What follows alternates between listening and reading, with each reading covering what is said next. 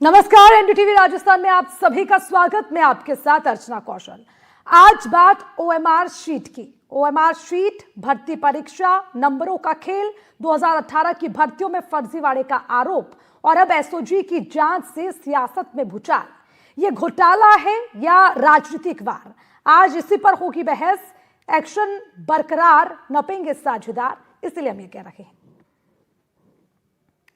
तो आज सवाल सिर्फ ओएमआर शीट का नहीं, बल्कि आज सवाल सिस्टम की साख का है। 2018 की भर्तियां, ओएमआर की में छेड़छाड़ के आरोप, माइनिंग्स में फेल अभ्यर्थी और अचानक से चमत्कारी तरीके से टॉपर बन जाना। आज एसओजी की जांच में पुराने जख्म कुरेदे गए, तो वहीं सियासत में नई आग भड़क गई। बीजेपी कह रही है कि कांग्रेस शासन में भर्ती घोटालों का संगठित खेल हुआ और कांग्रेस पलटवार करके ये कह रही है कि ये जांच नहीं, राजनीतिक बदले की कार्रवाई है। उधर हनुमान बेनीवाल पूछ रहे हैं कि सीबीआई जांच का वादा कहां गया? सचिन पायलट सवाल उठा रहे हैं, जांच सिर्फ पिछली सरकार की ही क्यों? मौजूदा सरकार की नाक के नीचे हो रहे खुलासों का क्या होगा? तो आज बहस सीधी है, क्या ओएमआर घोटाला युवाओं के सपनों की हत्या है या फिर ये सिर्फ राजनीतिक हथियार बन चुका है? आज इसमें इसी पर करेंगे चर्चा, लेकिन उससे पहले इस पर किसका क्या कहना है, सत्ता पक्ष और विपक्ष के क्या है आरोप, सुनिए। भारतीय जनता पार्टी की सरकार के मुख्यमंत्री श्रीमान भजनलाल जी शर्मा, इनके नेतृत्व में हमेशा सही काम होता है। पर आपको बताऊं, आप अब जेल के बाहर नहीं रहने वाले, क्योंकि 2018 की भर्ती में जो आपने गड़बड़ किया था ना, और जिसका रिजल्ट आपने कभी 2020-2021 में जारी किया, ओएमआर शीट में किस प्रकार से गड़बड़ किया था आपने, आप सब जानते हैं। अब सारी पोलें खुल रही है, आपके गुरके पकड़े गए हैं, एसओजी ने पकड़े हैं, और अब वो दिन दूर नहीं है जब आप भी जेल की सीखों के अंदर होंगे। आप चुनाव की क्या चिंता कर रहे हैं? आप तो चुनाव का सारा रिजल्ट भी जेल के अंदर से सुनने वाले हैं। आप तो, आपके मित्र थे ना महेश जी शर्मा, जो पीएचडी में घोटाला किया करोड़ रुपए का, वो जेल में थे, ऐसे ही जेल में रहने वाले हैं। इसलिए ज्यादा चिंता करने की जरूरत नहीं चुनाव की, वो तो जनता चिंता कर लेगी, आप तो जेल में ही रहना। राजस्थान की एसओजी ने एक बड़ा खुलासा किया। कांग्रेस के समय पर अधीनस्थ कर्मचारी चयन बोर्ड में हुई धांधलियों का पर्दाफाश और उसमें कई कार्मिकों की गिरफ्तारी। निश्चित रूप से मैं बधाई देना चाहूंगा राजस्थान की पुलिस और एसओजी को कि उन्होंने भर्तियों में हुए घोटाले, ओएमआर शीट में की गई तब्दीली और विभिन्न खामियां करके लोगों को चयन करने का जो षड्यंत्र चल रहा था, चयन के बदले जो लाखों करोड़ों रुपए की उगाही चल रही थी, उसमें कार्रवाई की है। माननीय मुख्यमंत्री भजनलाल शर्मा जी के निर्देशन में अपराध के खिलाफ हमारा कठोर प्रहार लगातार जारी रहेगा। इंक्वायरी करनी चाहिए, जांच होनी, अगर कुछ गलत हुआ है, किसी ने गलत किया है, वो जांच में सामने आ जाएगा। निष्पक्ष जांच करने के बाद अगर कोई व्यक्ति इसमें लिप्त पाया जाता है, कोई अधिकारी हो, कोई भी हो, बड़ा व्यक्ति हो, लेकिन इस पर कार्रवाई होनी चाहिए। लेकिन ये सरकार को खुलासा करते रहना चाहिए कि ये क्या प्रमाण उनके पास हैं, किस बिंदु को लेकर जांच हो रही है, और इसमें 2 साल के बाद अभी खुलासे हो रहे हैं, इसका क्या मतलब क्या है? अगर आप इंक्वायरी कर रहे हैं, जांच बैठा रहे हैं, तो 2 साल तो लगते नहीं है इसमें। किस वजह से, क्या टाइमिंग देकर किया गया है, और सरकार की जो कार्यशैली है, मुझे लगता है ये सिर्फ टाइम निकाल रहे हैं। अब इनको 2 साल से ऊपर हो गए हैं, अब कैसे कैसे 1.5-2 साल और निकल जाए। तो विपक्ष भी सवाल उठा रहा है और सत्ता पक्ष का साफ तौर पर यह कहना है कि जो भी भ्रष्टाचार करेगा उसको बख्शा नहीं जाएगा।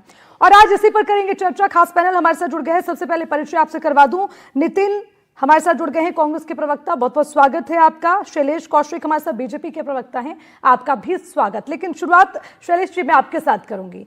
आपने शुरुआत कर ली है कार्रवाई की, आप ये कह रहे हैं जो भ्रष्टाचार करेगा उसको बख्शा नहीं जाएगा। अभी अभी इसी पर आपने एक प्रेस कॉन्फ्रेंस भी की, लेकिन 2 साल बाद क्यों ये कार्रवाई, पहले क्यों नहीं? देखिए अर्चना जी, जिस तरीके से इस जो प्रकरण की जब कांग्रेस के सरकार के समय इसको दबा दिया गया, तमाम खुलने के बावजूद भी परत पर परत, अब बात 2 साल की नहीं है। 28 जनवरी को जब जिस तरीके से 2025 में एसओजी ने इसमें केस दर्ज किया और उस केस दर्ज होने के बाद लगातार अपना अनुसंधान किया, इसकी लगातार परत दर परत कड़ी जोड़ी, और उसके बाद जिस तरीके से खुलासे में तमाम तरीके के आरोपी, खासकर राजस्थान कर्मचारी चयन बोर्ड के जो जिम्मेदार लोग जिस तरीके से इसमें शामिल हुए, जो पूर्ववर्ती सरकार के समय गठित कमेटी में उस जांच कमेटी के सदस्य थे, सबसे बड़ी बात है, तो उन सब कड़ियों को जोड़कर एसओजी ने पूरी तरीके से इसका खुलासा किया है कि किस तरीके से राजस्थान कर्मचारी चयन बोर्ड के जिम्मेदार लोगों ने अपने आला कमानों के कहने पर, अपने उस समय के तत्कालीन किन लोगों के कहने पर और उस फर्म के साथ मिलकर राजस्थान के युवाओं को छला और किस तरीके से जिनके माइनस में नंबर थे उनको टॉपर बना दिया। तो भारतीय जनता पार्टी की सरकार जिस वायदे के साथ आई थी और जिस तरीके से माननीय मुख्यमंत्री भजन लाल जी ने पहली घोषणा एसआईटी के गठन की थी, तो वो लगातार काम कर रही है। आज ये कांग्रेस कह रही है 2 साल बाद क्यों? अरे हमारे यहाँ 2 साल बाद आपकी ऐसी कौन सी भर्ती परीक्षा नहीं है जिसके खुलासे नहीं हो रहे हैं? ऐसा कौन सा परीक्षार्थी नहीं है जिसको आपने ठगा नहीं और कोई आपसे बचा नहीं? तो भारतीय जनता पार्टी की सरकार, भजन लाल जी की सरकार तो लगातार अपने एजेंसियों के माध्यम से एजेंसियां काम कर रही है और लगातार चाहे कोई सी परीक्षा हो, हर परीक्षा के अंतर्गत कोई ना कोई घोटाला, चाहे पेपर लीक में हो, चाहे भर्ती में हो, चाहे डिग्री में हो, चाहे डिग्रियों के जांच में हो और अब ओएमआर सीट में हो। तो पता नहीं गहलोत सरकार के समय तो नए नए तरीके निकाले किस तरीके से युवाओं के साथ छल किया जाए और राजस्थान के युवाओं के सुनहरे भविष्य के साथ खिलवाड़ किया जाए। माननीय भजन लाल जी की सरकार सचिन पायलट कह रहे हैं कि छल तो आप कर रखे हैं, सरकार सिर्फ टाइम पास कर रखी है, उनके पास कुछ करने के लिए बाकी बचा नहीं। अगर वाकई में इंक्वायरी करनी थी और आपको जांच इस पर बिठानी थी तो इससे पहले क्यों नहीं? क्या इससे पहले इस बात का अंदेशा नहीं था? देखिए अर्चना जी, सचिन पायलट हो या कांग्रेस के नेता हो, आज इनके पास जिस तरीके से इनके सरकार की, इनके कार्यकाल की जिस तरीके से कलई खुल रही है, इनके पास कहने को कुछ नहीं है। आज सचिन पायलट ने यह क्यों नहीं बताया कि जिस सरकार में वो उप मुख्यमंत्री और पीसीसी अध्यक्ष थे और 5 साल सरकार, उस समय तो वो पीसीसी के अध्यक्ष भी थे, डिप्टी सीएम भी थे 2019 में जब ये खुलासा यूपी में खुला था, 5 साल उनकी सरकार ने क्यों दबाए रखा? हमारी सरकार की तमाम एजेंसियां तमाम भर्ती परीक्षा पर 19 भर्ती परीक्षा जो लीक हुई थी, हर भर्ती परीक्षा को रद्द भी किया है, हर भर्ती परीक्षा पर जांच हुई है, जांच के बाद परिणाम भी आए और दोषी लोग गिरफ्तार भी हुए। सचिन पायलट ये क्यों नहीं कह रहे थे? भारतीय जनता पार्टी को धन्यवाद देता हूं जिसने 300 से अधिक परीक्षा करा दी और एक परीक्षा लीक नहीं कराई। भारतीय जनता पार्टी को धन्यवाद देता हूं कि हम 5 साल में जितना रोजगार नहीं दे पाए उन्होंने 2 साल में भजन लाल जी की सरकार ने दे दिया। वो ये क्यों नहीं कहते कि हमारी सरकार के समय जिस तरीके से नेट बंद होता था, अब तमाम परीक्षाएं कल परसों हुई हैं, एक परीक्षा के अंदर नेट बंद नहीं होता, तो तमाम तरीके के सुविधाओं के साथ और एक पेपर लीक ना होकर बिल्कुल निर्बाध रूप से परीक्षा कराना और पुराने परीक्षाओं में गड़बड़ियों को गिरफ्तार करना ही भजन लाल सरकार की सबसे बड़ी उपलब्धि है और युवाओं ने जो वादा किया उसको पूरा कर रही है सरकार। नितिन जी हमारे साथ हैं। नितिन जी, सवाल उठ रखे हैं आपके शासनकाल पर भी, आपके लिए हुए फैसलों पर भी। ये 2018 की जो भर्ती, उसमें क्या खेल कर दिया आपने? ना आपने चेक किया कि आप किस कंपनी को जिम्मेदारी दे रखे हैं, ब्लैक लिस्टेड कंपनी को आपने क्यों, मतलब क्यों? और कोई कंपनी नहीं मिली, और अगर मिल भी गई तो कम से कम जांच तो कर लेते। नितिन जी देखिए अर्चना जी, आपने बहुत अच्छे सवाल पूछे और मैं उसके लिए आपका धन्यवाद देना चाहता हूं। इस आपके माध्यम से मैं राजस्थान की जनता को और इस क्या नाम से पूरे हमारे युवा अभ्यर्थी को बताना चाहता हूं कि अभी सबसे पहले मैंने 2 लोगों का सुना, एक अविनाश गहलोत जी का और एक हमारे बेडम जी का। तेरी मम्मी एक कहावत कहती है कि सूप बोले तो बोले, चलनी भी बोले जिसमें 72 छेद। ये वही बेडम साहब है जिनके दामाद अभी भी सीबीआई की गिरफ्त में भ्रष्टाचार के केस में फरार है, अभी तक पकड़ात नहीं आए हैं। और वे वही अविनाश गहलोत है जो सार्वजनिक मंच से कहते हैं पुलिस वालों के सामने कि जो भी अवैध खनन चल रहा है उसको चलने दो, उसके ऊपर कोई कार्रवाई नहीं होनी चाहिए। अब मैं दूसरा टॉपिक पे आना चाहता हूं। सबसे पहले आपने जिस टॉपिक की बात कही, मैं आपको बताना चाहता हूं कि इस जो भी ये जो ओएमआर सीट वाला है, पहली बात तो ये एसओजी के द्वारा नहीं पकड़ा गया क्योंकि ये एक यूपी के अंदर पुलिस के द्वारा एक कैश लेके जा रहे थे और कैश लेते जाते टाइम जब उनको पकड़ा गया वहां से फिर एसओजी के थ्रू आया। मतलब जब इनकी सरकार आई एसओजी ने इसके ऊपर कोई काम नहीं किया, उसके थ्रू आया। दूसरी बात, कल ही अगर हाईकोर्ट का बयान देखेंगे, एसओजी के ऊपर हाईकोर्ट ने सवाल उठाए हैं कि एसओजी में गोपनीय फाइलें, गोपनीय रिपोर्ट, जो एसआई भर्ती की ये बात करते थे कि हम आगे लीक करेंगे, उसकी गोपनीय रिपोर्ट कैसे लीक हो गई। और उन्होंने कहा है ये पूरा एसओजी का ऑफिस कॉम्प्रोमाइज है। ये तो एसओजी के ऊपर टिप्पणी है हाईकोर्ट की, माननीय हाईकोर्ट की। दूसरी बात मैं ये बताना चाहता हूं कि ये तमाम बातें किया करते थे कि जब हम भर्ती आएंगे सीबीआई जांच देंगे, आरपीएससी भंग कर देंगे, इसको भंग कर देंगे। आपने कहा कि ये क्या इनकी मंशा है या सियासत है, तो मैं इसके लिए बताना चाहता हूं। सबसे पहले आप एसआई भर्ती का उठा के देखिए ना, तमाम बातें कही, उसके अंदर पूर्व चेयरमैन से तो पूछताछ तक भी नहीं हुई है। आप बड़े बड़े लोगों का जो ये नाम लेते थे वो तो अलग की बात है, उनमें से किसी से पूछताछ नहीं हुई। रायका के बेटे बेटी जब जमानत के लिए पहुंचे सुप्रीम कोर्ट में, यह सरकार विरोध नहीं करती है, यह सरकार उनको जमानत ले लेने देती है। तो आज भी हम कह रहे हैं कि अगर बीएल जाटावत जी का आया है, आपने क्या उनके ऊपर एफआईआर करी? क्या उनसे कोई पूछताछ की? क्या और जो चेयरमैन है उनसे कोई पूछताछ की? क्या आपने कुछ किया? आप मुझे बताइए, इसके अंदर आप चेयरमैन तक जिसका अच्छा नाम है नितिन जी, उस तक ये आप बड़ा पूछताछ नहीं कर रहे। ये सुनिए, मुझे लगता है कि एक कांग्रेस मिनट, का एक मिनट, ये तकिया एक कलाम मिनट, है। एक- चाहे वो चुनाव आयोग हो या वो एसआईआर का मुद्दा हो, जो भी जांच करें आप उनको कटघरे में खड़ा कर दो। अब आप एसओजी क्या जांच मैं करें तो उस पर भी सवाल नहीं, उठा रहे ये हैं। हाईकोर्ट लेकिन की नितिन स्थिति है, जी, मैं आपको आप ये उत्तर दूंगा। बताइए ये 2018 हाईकोर्ट की की, भर्ती मैं कह परीक्षा रहा में हूं, छेड़छाड़ हुई या नहीं हुई, घोटाला अरे आप हुआ सुनिए तो सही। या नहीं हुआ? जिस हम मैं कंपनी ये का कह रहा जिक्र हूं, कर रहे हैं उस कंपनी को ब्लैकलिस्ट कर दिया गया था यूपी में या नहीं किया गया था? अब मैं आपको वो उसके भी बाद बताना उसको चाहता आपने हूं। टेंडर कैसे दिया? मुझे इन बहुत सवालों अच्छी के बात- जवाब दीजिए बहुत- नितिन जी। नहीं, बिल्कुल बहुत अच्छी बात कही। हाँ। सबसे पहले तो जो बीएल जाटावत जी जिनका नाम उल्लेख किया है, वो वसुंधरा सरकार में 24 फरवरी 2018 को उनकी नियुक्ति की जाती है। जब ये चीज सामने आती है तो 21 जनवरी 2021 को हमारी सरकार उनसे इस्तीफा लेती है। दूसरी बात, आपने जिस कंपनी का उठाया है, उस कंपनी को भी बीजेपी की सरकार के अंदर ही दिया गया था, जो टेंडर दिया गया था। आपको ये भी उसको देखना चाहिए। मैं इसीलिए आपसे पूछ रहा हूं। और ये अभी जो दावा कर रहे थे शैलेश जी कि पेपर लीक नहीं हुए, 2024 से अलवर में NCC C grade, Shekhawati university का, भरतपुर जोधपुर में नीट का, नेशनल फीड कॉर्पोरेशन का, आईयूएचएस का, केतेश्वर महाविद्यालय में सेकंड ग्रेड का। नितिन जी, और राघव आज लिमिटेड अगर ये- कंपनी की बात सुनिए, करें हम, वहीं से खुला वहीं से छेड़छाड़ हुई ना? आप ये बताइए, मैं बिल्कुल आपको उसके ब्लैकलिस्टेड होने की जानकारी थी या नहीं थी? मैं ये कह रहा हूं, उसको बीजेपी ने काम क्या किया वो मैं पूछ लूंगी, शैलेश जी हैं। मैं ये कह रहा हूं कि उसको हुआ काम या देने का नहीं काम हुआ भी नितिन बीजेपी जी? ने। कम और से जब कम ये इसका जवाब सामने दीजिए। आया, सुनिए अर्चना जी, जब ये सामने आया, पहली बात तो मैंने बताया कि उस कंपनी को काम देने का काम भी बीजेपी ने किया। और जब ये सामने आया तो हमने सबसे पहले कर्मचारियों को क्या नाम से बर्खास्त सबसे पहले किया। बीजेपी ने किया। बर्खास्त हुए। कौन सा साल था जब बीजेपी ने इस राघव लिमिटेड कंपनी को 2017 में टेंडर दिया था? 2017 में। अरे आप सिलसिलेवार बात कीजिए ना नितिन जी, हवा हवाई मैं तीर मत बिल्कुल कह लगाइए रहा हूं। प्लीज। अर्चना जी, 2017 में मैंने तो बिल्कुल बताया, मैंने तो डेट मुझे बताई आप है। डेट मेंशन 2017 में करिए।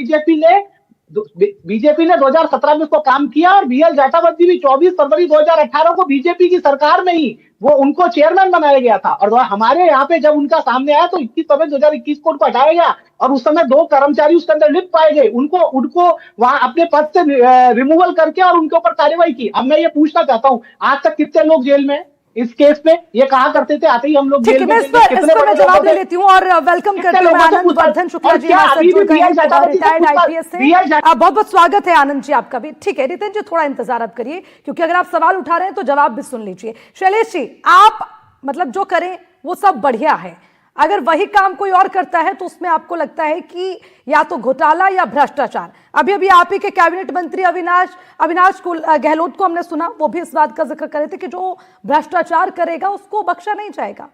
लेकिन अब आप पर आरोप लग रहे हैं, जिस कंपनी की, जिस घोटाले की, जिस छेड़छाड़ का आप जिक्र कर रहे हैं, उसकी जो कहानी है वो तो आप ही के द्वारा लिखी जा रही थी 2017 में। ऐसा था क्या? अर्चना जी, ये जो संदीप नितिन जी हैं, एक बड़े अच्छे तरीके से बात को घुमा रहे हैं। एक बात बताइए, परीक्षा कब हुई? ये तीनों परीक्षाएं कब हुई? फरवरी और मार्च 2019 में। सरकार किसकी थी? कांग्रेस की। परीक्षाओं के परिणाम कब जारी हुए? कांग्रेस की सरकार के समय। परीक्षाओं के समय जो ओएमआर सीट का घोटाला हुआ, ये जिस कह रहे थे कि यूपीएससीएफ ने पकड़ा था, उसके बाद जब यूपीएससीएफ ने कर्मचारी चयन बोर्ड को इसकी सूचना दी कि इसी तरीके से आपकी परीक्षा लीक के इतने पैसे, इतने अभ्यर्थियों के डाउनलोड पेपर और ओएमआर सीट हमें बरामद हुई है, उसके बाद कांग्रेस की सरकार ने जो समिति बनाई, एक एफआईआर दर्ज नहीं की यूपीएससीएफ, उसके बावजूद केवल समिति बनाई। और उस समिति में उन 2 लोगों को, जिनको संजय माथुर और प्रदीप उनको गिरफ्तार, जिनके ऊपर आरोप थे, उनको सदस्य बनाया जांच कमेटी का। तो जिस जांच कमेटी, आपने तो चोरों को थानेदार बना दिया, तो जांच कमेटी से उम्मीद क्या की जा सकती थी? तो कांग्रेस सरकार के समय सब कुछ तय था कि किस तरीके से क्या कराना है। पेपर जब आपकी सरकार में हुआ, परिणाम आपकी सरकार में हुआ, जब आपकी सरकार के समय आरोप लगे तो आपने आरोपियों को थानेदार बना दिया जांच करने का। तो ऐसी स्थिति में क्या उम्मीद की जा सकती है कांग्रेस से? आप ये बताइए, भारतीय जनता पार्टी की सरकार ने तो अगर 2019 के बाद अगर आज इस घोटाले को खोला है, और एक बात बता दूंगा, इस जो फर्म थे उसके जो मालिक हैं उसको तो 2 अक्टूबर 2025 में गिरफ्तार कर लिया था एसओजी ने, लेकिन खुलासा इसलिए नहीं किया कि इस तमाम घोटाले की कड़ी से कड़ी जोड़नी थी। और वो कड़ी जिस तरीके से जोड़ी, जिस तरीके से कर्मचारी चयन बोर्ड के सदस्य, जिस तरीके से अभ्यर्थी लगा, आप बताइए 2024 में अर्चना जी, जब 2024 के अंतर्गत इसको प्रक्रिया प्रारंभ हुई तो सारा रिकॉर्ड गायब मिला। ओएमआर सीट का सारा रिकॉर्ड गायब मिला परीक्षा का राज्य कर्मचारी चयन बोर्ड से। वो तो भलावल एसओजी का, जिसने तमाम तरीके से लिंक जोड़ते हुए उन नितिन अभ्यर्थियों जी, को शैलेश जी, मुझे लगता है कि अभ्यर्थियों की हम बात कर रखे हैं, आप भर्तियों के नाम पर ये चाहते हैं कि सरकार ने क्या किया, पिछली सरकार ने क्या किया। अगर दोनों सरकारें एक दूसरे पर ठीकरा फोड़ती रही तो अभ्यर्थी किसके भरोसे रहेंगे? मुझे इस बात को आप लोग कैसे, इस बात को आप जस्टिफाई कर पाएंगे, चाहे वो मौजूदा सरकार हो या पिछले सरकारों की बात करें? क्या ये इस बात की जस्टिफिकेशन हो सकती है शैलेश जी कि बीजेपी भी करती आई या फिर कांग्रेस ने भी किया? कहां बीजेपी ने कहां किया? देखिए, एक तरफ आप इन दोनों सरकारों की तुलना कैसे कर सकती हैं? एक तरफ वो जो सरकार है जो लगातार परीक्षा कैलेंडर जारी कर परीक्षा आयोजित करा रही है, रोजगार दे रही है, नियुक्ति पत्र दे रही है, एक परीक्षा लीक नहीं हो रही। मैं दोनों सरकार की तुलना इसलिए कर रही हूं शैलेश जी कि आपके शासनकाल को भी 2 साल बीत गए और ये फर्जी, ये भर्ती 2018 का जो मामला है उसको आपने अब उजागर किया, तो विपक्ष आपसे पूछ रहा है देखिए कि टाइम पास चल रहा है क्या? ये 2 साल तक कोई काम नहीं कर पाई। अर्चना जी, लगातार तो घोटाले खुल रहे हैं। सब इंस्पेक्टर हो, फार्मासिस्ट हो, वन रक्षक हो, टीचरों का हो, और अभी नया कृषि पर्यवेक्षक हो, ऐसे कौन सा घोटाला आ जाए जो कांग्रेस का नहीं खुल रहा? लगातार काम हो रहे हैं और लगातार देखिए ये सब जो इनकी इतनी कड़ियां इतनी अंदर तक बैठी हुई थी, हर कड़ी को आनंद जी को जोड़ना चाहूंगी गुनेगार लोगों तक पहुंचने का। आनंद जी, हम आज जिस विषय पर चर्चा करें, ये बहुत गंभीर विषय है और ये सिर्फ इस बात की चर्चा नहीं है कि किस सरकार ने क्या किया, इसका खामियाजा किसे भुगतना पड़ेगा, वो स्थिति स्पष्ट करनी होगी। मैं आपसे जानना चाहती हूं, जो ब्लैक लिस्टेड कंपनियां हैं, आखिर उनको टेंडर कैसे मिल सकते हैं? और जो हम सरकारी भर्ती में ओएमआर स्कैनिंग की बात कर रखे हैं, उसमें छेड़छाड़ी या फर्जीवाड़ा होता है तो उस पर रोक कैसे लग सकती है?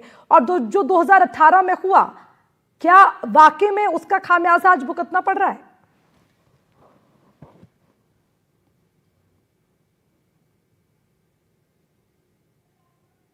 आनंद जी, आपसे मेरा सवाल था।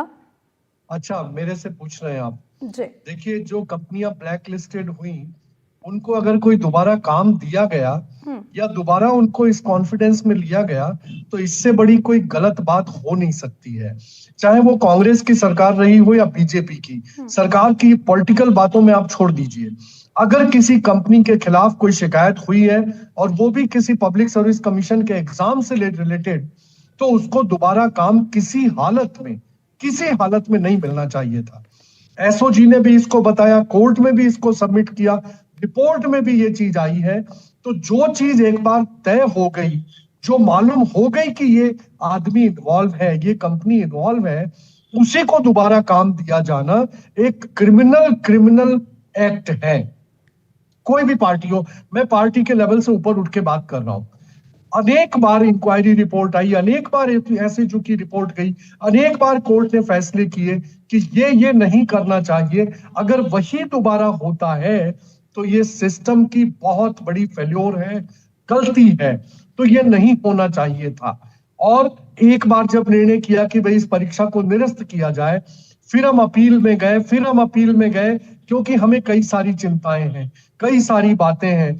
एक बार आपने कहा, एक इंक्वायरी कमेटी बनाई, उसके बाद आपने स्पेशल ऑपरेशन ग्रुप के हेड को कहा। इन सबके रिपोर्ट के बाद अभी भी हम बैक टू स्क्वायर वन पे हैं। ऐसा क्यों? बार बार मैं समझता हूं कि इस चैनल पे ही हम 10 बार इसको डिस्कस कर चुके हैं कि आप पता नहीं लगा सकते कि इस परीक्षा में कौन जेन्युइन है, कौन डिफॉल्टर है, कौन चीटर है, नहीं पता लग सकता है। ऐसा कोई यार्डस्टिक, ऐसा कोई लिटमस टेस्ट हो नहीं सकता। जब आपने 70, 80, 90, 100, 150 लोगों को देख लिया कि ये गलत तरीके से ये आरोप कैसे लग रहे हैं कि जो -6 अंक वालों जो अंकों वाली शीट थी उसको 259 कर दिया गया, ये अंक दिला दिए गए? उसमें भी अगर मान लीजिए कि वो हुआ है, फर्जीवाड़ा हुआ है, तो आखिर इसकी जांच करने का और कोई तरीका नहीं है। एक ही तरीका है कि आप उसको निरस्त करिए। और सिस्टम के अंदर अगर गलती है, कल आप बिल्कुल सही कह रहे हैं कि राजस्थान हाई कोर्ट ने भी इस पे ऑब्जर्वेशन दिया है कि हमारे सिस्टम के अंदर से चीजें लीक हो रही हैं। तो सिस्टम को सुधारना भी एसओजी की, हमारी ही होम डिपार्टमेंट की ही जिम्मेदारी है। तो उस पर भी मैं समझता हूं कार्रवाई होगी, निश्चित रूप से होगी। आप निश्चिंत रहिए और जांच करके पुलिस ये पता लगा लेगी कि कौन लोग इसमें इन्वॉल्व है, 100% पता लगा लेगी। लेकिन डिफॉल्टर्स को दोबारा काम दिया जाना ये बहुत ही शर्मनाक है। शैलेश जी, देखिए एक और बड़ा गंभीर आरोप है, एसओजी कार्रवाई राजनीतिक बदले की भावना से प्रेरित है। सरकार जांच एजेंसियों का दुरुपयोग कर रही है, बिना ठोस ऐसा सबूत लगता नहीं के कि राजनीति से प्रेरित है। राजनीतिक आरोपबाजी की जा रही है। ये सीधे तौर पर कांग्रेस के आरोप हैं आप पर।